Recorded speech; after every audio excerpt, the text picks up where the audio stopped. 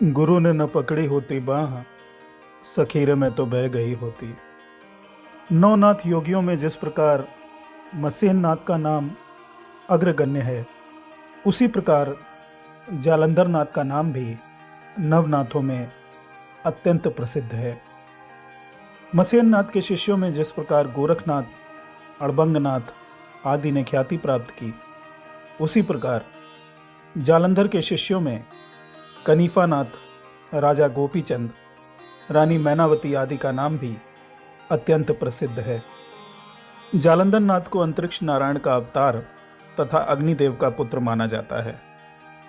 यद्यपि यह भी अन्य सिद्ध योगियों की भांति अयोनिज थे। कुरु वंश में जन्मेजय नामक एक अत्यंत प्रसिद्ध राजा थे।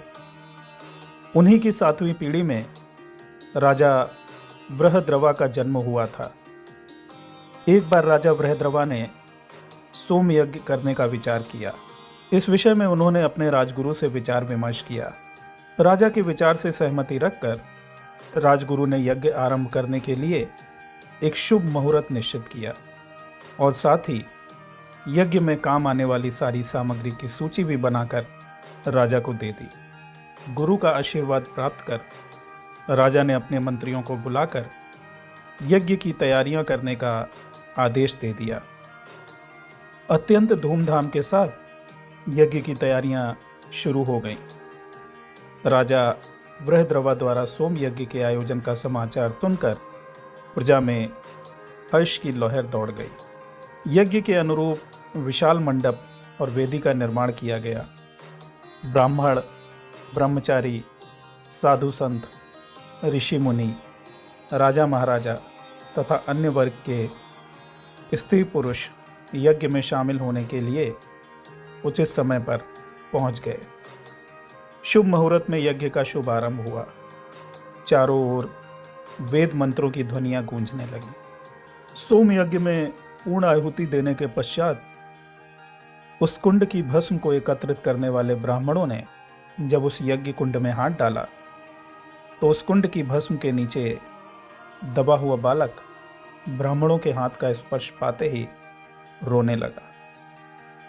बालक के रोने की आवाज सुनकर ब्राह्मण आश्चर्यचकित हो उठे। विस्मित होकर उन्होंने एक दूसरे की ओर देखा, फिर जल्दी जल्दी भस्म हटाकर उस बालक को कुंड से बाहर निकाला। उस परम तेजस्वी दिव्य रूप वाले बालक को देखकर सभी विस्मित हो गए कि अग्नि कुंड में प्रज्वलित अग्नि के भीतर यह बालक किस प्रकार जीवित रह गया। यज्ञ कुंड में अयोनिज जीवित बालक के निकलने का समाचार पल भर में ही चारों ओर फैल गया। उस दिव्य बालक के दर्शन करने के लिए वहां पर दूर दूर से लोग आने लगे। ब्राह्मणों ने उस बालक को अग्निदेव का प्रसाद समझकर राजा बृहद्रवा को सौंप दिया। राजा बृहद्रवा ने उस बालक को अंतःपुर में जाकर अपनी पत्नी सुलोचना को देते हुए कहा, यह बालक हमें अग्निदेव ने सोम यज्ञ के प्रसाद के रूप में दिया है। आज से तुम अपने पुत्र की भांति इस बालक का पालन पोषण करोगी। सुलोचना उस बालक को पाकर बहुत प्रसन्न थी। उसी समय उसका पुत्र मीन केतु वहां आया और उस बालक को पालने में सोता देखकर उसने अपनी माता से पूछा, माता ये कौन है? सुलोचना ने कहा, पुत्र यह तुम्हारा छोटा भाई है। यह सुनकर मीन केतु बहुत प्रसन्न हुआ। बालक के घर आने के 10 दिन पश्चात राजा रानी ने अपने कुलगुरु को बुलाकर धार्मिक संस्कार संपन्न कराए। अग्निदेव की कृपा से प्राप्त उस बालक का नाम जालंधर नाथ रखा गया। राजा रानी ने प्रसन्न होकर याचकों को, ब्राह्मणों को दिल खोलकर दान दिया। धीरे धीरे समय अपनी गति से आगे बढ़ने लगा। बालक जालंधर नाथ चंद्र की कला की भांति दिन प्रतिदिन बढ़ने लगा। उसके चेहरे पर दिव्य तेज दिखाई पड़ता था। राजा बृहद्रवा और रानी सुलोचना उस परम तेजस्वी बालक के दिव्य रूप को देखकर प्रसन्नता से भरे रहते थे। मीन केतु भी जालंधर नाथ से बहुत प्रेम करता था। वे दोनों भाई प्रतिदिन स्नान करने के पश्चात मंदिर जाकर शिव, पार्वती, गणपति और नंदी का पूजन किया करते थे।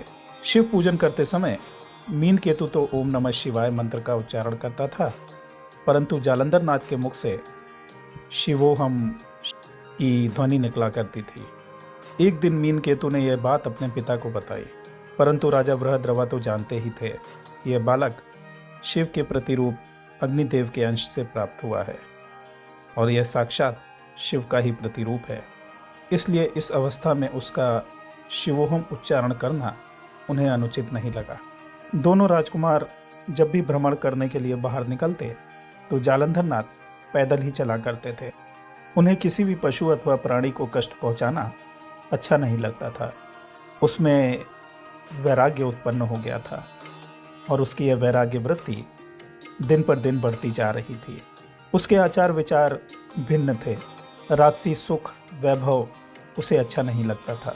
जब दोनों राजकुमार युवा हुए तो राजा रानी ने उनका विवाह करने के लिए प्रधानमंत्री और राजगुरु से उपयुक्त कन्याओं की तलाश करने के लिए कहा। जालंधर नाथ अक्सर धर्म चर्चा करने के लिए राजगुरु के पास जाया करते थे, लेकिन कन्याओं की खोज में गए राजगुरु काफ़ी दिनों से अनुपस्थित थे। जब काफ़ी दिन बीतने पर भी जालंधर नाथ की मुलाकात राजगुरु से नहीं हुई तो उन्होंने अपनी माता से पूछा, हे माता, आजकल राजगुरु नहीं दिखाई दे रहे। तब सुलोचना ने कहा, पुत्र, वे तुम दोनों भाइयों के विवाह के लिए कन्या तलाश करने गए हैं। यह सुनकर जालंधर नाथ ने कहा, हे माता, कन्या कैसी होती है? जिस युवती का विवाह न हुआ हो उसे कन्या कहते हैं, और विवाह किसे कहते हैं? वर वधु के धर्म अनुसार एक सूत्र में बंधने को विवाह कहते हैं। वधु कैसी होती है? आश्चर्य से जालंधर नाथ ने पूछा। जालंधर नाथ की इस प्रकार की बातें सुनकर रानी सुलोचना हैरान रह गई। उन्हें तनिक भी अनुमान नहीं था कि इतना बड़ा हो जाने पर भी जालंधर नाथ इन सब बातों से अनजान है। जब उन्हें कोई उत्तर नहीं सूझा तो उन्होंने कहा, वधु मेरे जैसी होती है। आप जैसी? हाँ। यह कहकर रानी चुप हो गई। जालंधर ने कहा, हे माता, जब आप घर में हैं ही तब और किसी वधु को लाने की क्या आवश्यकता है? मेरे लिए तो एक ही माता बहुत है, मुझे दूसरी माता नहीं चाहिए। रानी सुलोचना जालंधर की बातों को सुनकर हैरान और परेशान हो गई। जालंधर वहां से उठकर राजोद्यान में चले। आज के लिए इतना ही। महाशक्ति आपकी रक्षा करें, आपके जीवन में शुभता हो, यही मेरी ईश्वर से प्रार्थना है। अलख निरंजन।